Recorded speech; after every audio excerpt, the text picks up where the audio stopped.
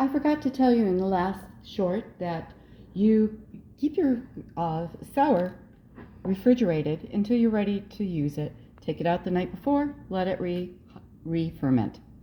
Okay, now we are going on to let's activate our yeast. So I have 2 cups of water here, and I want it to be at least 115 degrees to 110 to 115 degrees. And so I'm going to just pour that into our already started starter. And then I'm going to add 2 tablespoons of dry active yeast.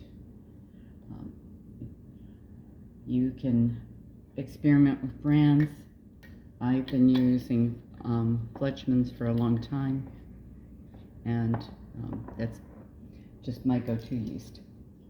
Now we're going to let this soften first, and once it's softened, we will begin the mixing process.